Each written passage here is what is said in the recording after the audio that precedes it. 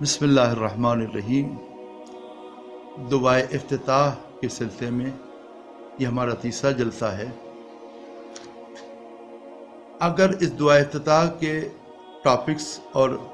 مضامین پر اگر سرسری نظر ڈالیں تو موٹی موٹی چند باتیں ابھر کے سامنے آتی ہیں، اور وہ یہ ہیں کہ اگر اس دعائے افتتاح کی کوئی سند نہ بھی ہوتی تو بھی جو اس دعا مبارکہ میں بیان ہوا ہے وہ قرآن کی آیتوں میں مختلف مقامات پر جو بیان ہوا اس کی تفسیر ہے۔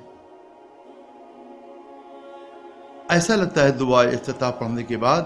کہ خداوند عالم نے جو حمد الہی کے سلسلے میں اپنے شکر اور ثنا سے متعلق آیتیں بیان ہوئی قرآن مجید میں، ان کی تفسیر دعائے افتتاح کی شکل میں ہو رہی ہے۔ اور تیسرے نمبر پہ بیان کرنا چاہتا ہوں کہ اگر دعا افتتاح یا اس جیسی بعض دوسری دعائیں اگر نہ ہوتی جو ہم سے متعلق بیان ہوا ہے، اللہ کے شکر اور اس کی نعمتوں کی قدردانی سے متعلق جو باتیں موجود ہیں، تو انسان حیران و پریشان رہتا ہے کہ کیسے اللہ کا شکر ہے، کیسے حمد و ثنا کی منزل کو پار کریں،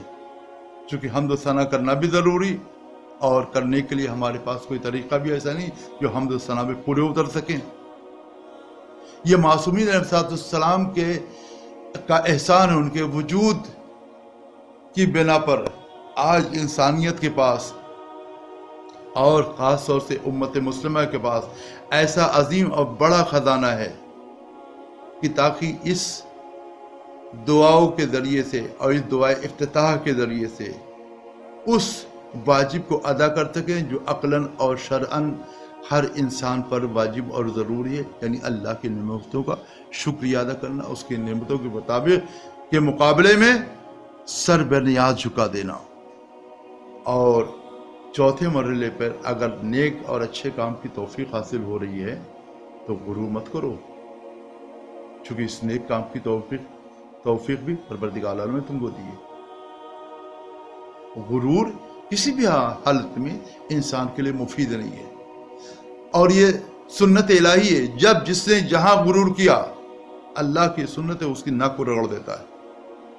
کسی طرح کا تکبر، گھمنڈ، غرور انسان کے لیے ہے ہی نہیں۔ یہ غرور، تکبر پروردگار عالم نے اپنے سے مخصوص رکھا ہے، اپنے لیے منتخب کیا ہے۔ کوئی اسے اس صفت کو لینے کی کوشش نہ کرے۔ اور پانچویں بات یا اگلی بات اس سلسلے میں وہ یہ کہنی ہے کہ انسان اللہ سے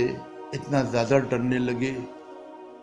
کہ اپنی دنیاوی زندگی کو پریشان کر لے، ہر موقع پر اللہ سے ڈر ڈر کر کے کام انجام دے، تو اللہ ارحم الراحمین بھی ہے۔ لیکن رحمت اس کی جب سب سے زیادہ ہے، دنیا میں کائنات میں کسی کی اتنی رحمت وسیع اور بڑی نہیں ہے، تو اب اس کا مطلب یہ بھی نہیں ہے کہ اللہ سے اتنا زیادہ امیدوار ہو جائیں کہ اب جو بھی چاہیں کریں اور بے خوف ہوں۔ مثلا میں کچھ لوگوں کہتے سنا کہ ارے ابھی تو عمر پڑی ہوئی ہے جناب، نماز پڑھ لیں گے، روزے رکھ لیں گے، کہاں مرنے جا رہے ہیں ابھی۔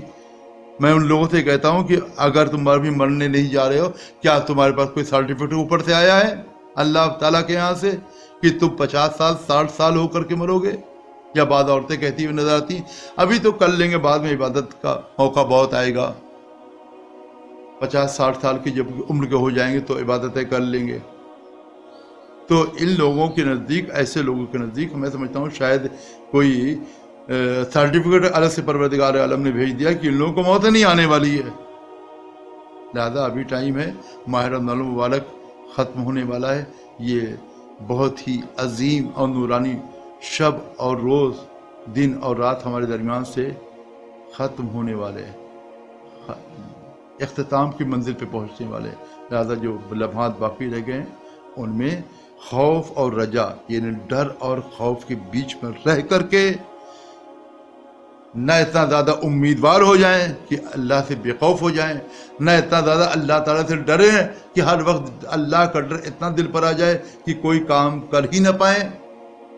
نہ وہ صحیح نہ یہ صحیح، درمیان میں رہو، خیر الامور اوسطھا، درمیانی راستہ سب سے اچھا راستہ ہے۔ اس درمیانی راستے پہ باقی رہ کر کے زندگی گزاری جا سکتی ہے، جس کا شب قدر میں اعمال میں بھی اشارہ ہے، اور ہمیں یہ دعائے افتتاح اس بات کی تعلیم دیتی ہے۔ اس کانسیپٹ کو جا بجا اس دعا میں دیکھا جا سکتا ہے۔ تو اللہ تعالیٰ سے دعا کرتے ہیں کہ اس دعا افتتاح جس میں ایک بہت بڑی سامنے کی اور واضح سی بات ہے، اور وہ بات کیا ہے؟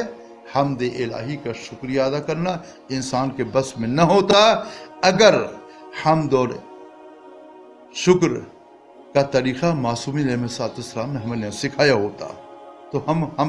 کا حق ادا کر پاتے اور نہ اس وظیفے اور ذمہ داری سے بری ہو پاتے۔ اور دوسری چیز جو اس دعائے مبارکہ کے ذریعے سے ہمیں ملتی ہے کہ انسان خوف و رجا کے درمیان میں رہے، یعنی ڈر اور امید کے بیچ میں اپنے کو رکھے اور اس بیلنس کو برقرار رکھے، نہ اتنا زیادہ امیدوار ہو جائے اور نہ اتنا زیادہ ڈر اس کے اوپر طاری ہو جائے کہ دنیاوی زندگی کو صحیح سے نہ گزار سکے۔ پروردگار اللہ سے دعا کرتے ہیں کہ اللہ تعالی ہم سب کو نیک اعمال کی توفیق عطا فرمائے اور اس دعائے افتتاح کے مضامین پر عمل کرنے کی توفیق عطا فرمائے، ببرکت صلوات پر محمد و آل محمد۔